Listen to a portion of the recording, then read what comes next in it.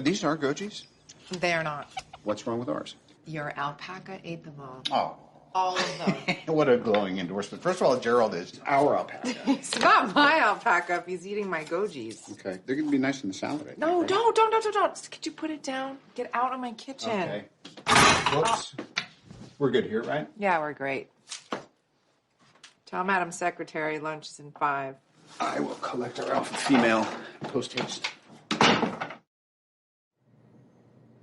And what happened to the Tesseract after that? It's bottom of the ocean. Fell out of the plane after I had to crash it. Yeah, I've been meaning to ask, why did you have to crash the plane anyway? There's bombs on board. Bombs on board. And you couldn't have jumped out of the plane before you crashed it? How long did you fight these guys? About, 2 or 3 hours. Hours? The Chitauri, the suckiest army in the galaxy. Why didn't you just blow up the mothership? We didn't know that was a thing. You didn't know that was a thing! Everyone knows! Hey! There we go.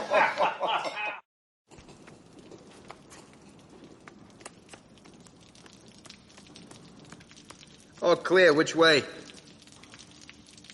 Oh, you say something? I said I want to claw my eyes out. But unfortunately, it wouldn't do any good, because I already saw the awfulness. Will you focus? I'm focused. This pretty place is about to get uglified real quick by a bunch of freaking elves. Do you know, I saw all these people die. So this is a little bit difficult for me, okay? So I want to reach down deep inside and try and find a small ounce of humanity. Just give me the thingy. Just give me the thing. Just give me the thing. I didn't even want to come here. Delivering all these repressed memories. My God, get it together. You're embarrassing. All right, which way? You don't know? You used to frickin' live here. For 1,500 years, not forever. That way, I think. Yeah, maybe. We are dead. We are so dead. I get it. It's nutty. It's crazy making because you start worrying about a legacy. You know, you want to leave him a better world, and then you realize you haven't done all that much to give him one. What's your name again? Potts. Potts. Yeah. You want to come work for me, Potts? I'm a little tied up in futures right now.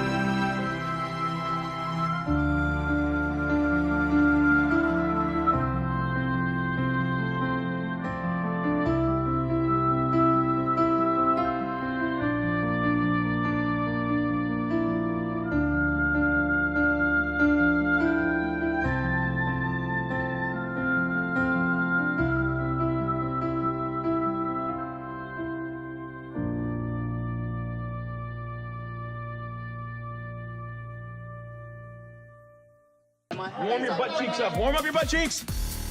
Cut there. Copy that. Yeah, yeah, come.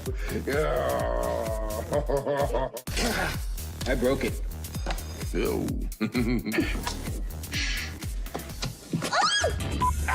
No, Brad, you had it. All right, here we go. The thing about time travel. I can't believe I made a whole movie with this thing on. Yeah, does it look cool or... Doesn't feel cool, but if it looks cool, that's what matters. Do you have any idea what's coursing through my veins right now? Funyuns? Yes. Orange soda?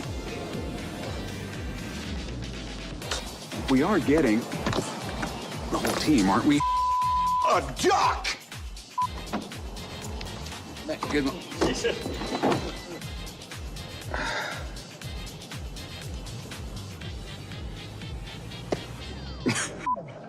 what I have to deal with here? 10 years of this.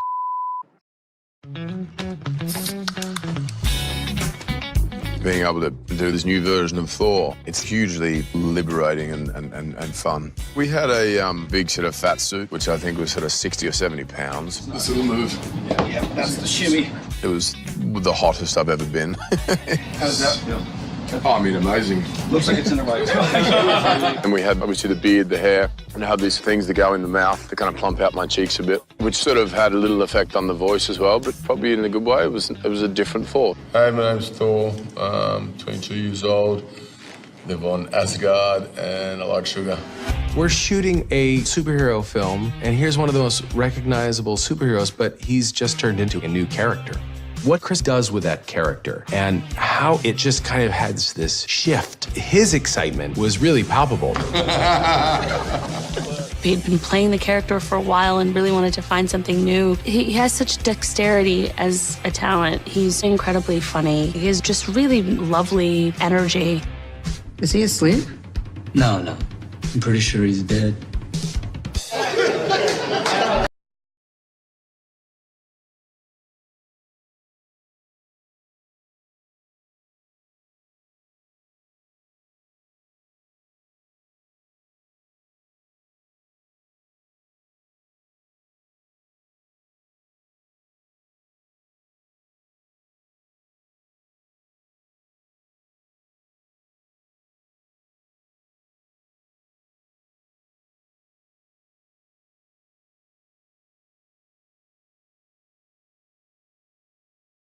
I think I'm a very lucky guy.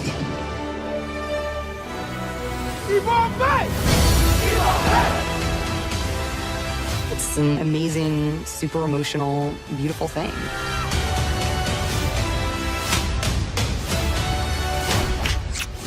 It was really a joy. And the rest is history. AVENGERS ENDGAME. I don't know how you're gonna get it through all that. Don't worry. She's got help. It was really beautiful to feel this sort of Marvel sisterhood, you know, and we're all coming from so many different films that we all came together. It's kind of like, I see what you do. I know your powers. Okay, show me what you got. And then we just clicked. And we were just like cheering each other on. Everyone's just kind of taking their turns, moving around, trying to help each other out. It was so fun. You share this connection. So there's a connection without ever having met. It's a really cool thing about the whole battle. That day was insane. We were all in it together and it felt electric. It was really, really cool.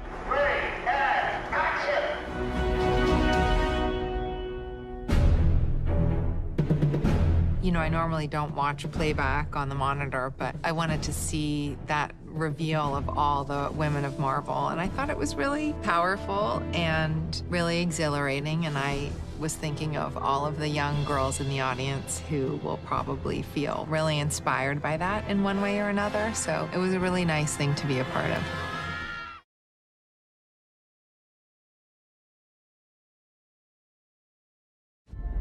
I actually think that in some weird, and it is a very emotional thing, but some weird, twisted up, fateful way, this character who, you know, has searched her whole life for a purpose actually finds her purpose. And it's like this amazing, super emotional, beautiful thing. You know what I've become. I don't judge people on their worst mistakes. Maybe you should. You didn't. I feel very fortunate. It's been an incredible gift as an actor to be able to come back to a character that's as complex as Natasha. I think there's kind of a lot to explore there, and that is so exciting.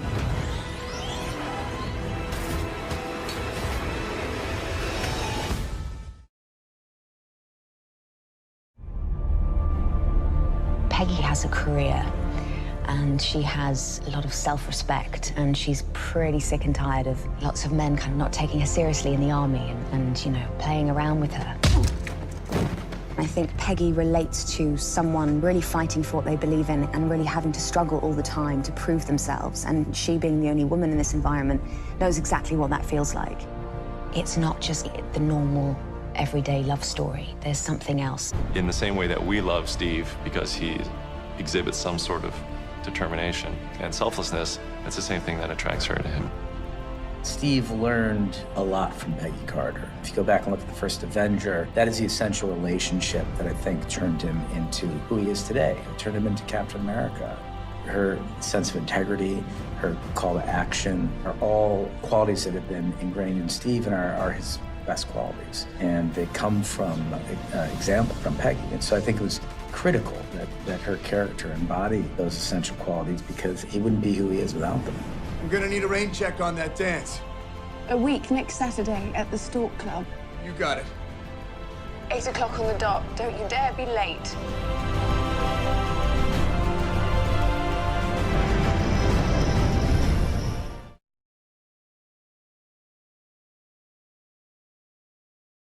Robert has a whole career of great work behind him, and he was at a point in his life and his career where he was ready to break out and do something really big and exciting.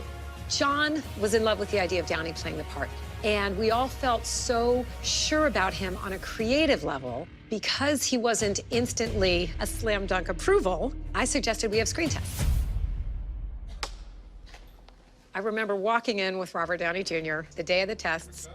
He was laughing and in great spirits and completely at ease, and he got in front of the camera and started saying the lines. I assure you the day weapons are no longer needed to keep the peace cell happily transist to manufacturing bricks and beams for baby hospitals, making hemp pants and the like, but until that time, can I get you a drink? I don't want to call it an out-of-body experience, but it was one of those rushes that I'm sure like somebody would feel if they're about to play a big sporting arena, playing for the ring or something like that. It was just like, am I gonna pass out or am I gonna nail this? On that day that Robert screen tested, it was clear that there was no one else who can play that part. It was magic. It was exactly the feeling as a casting director with Kevin, with John, with everyone, that we all wanted to have that feeling like we have it. This is it. This is Iron Man.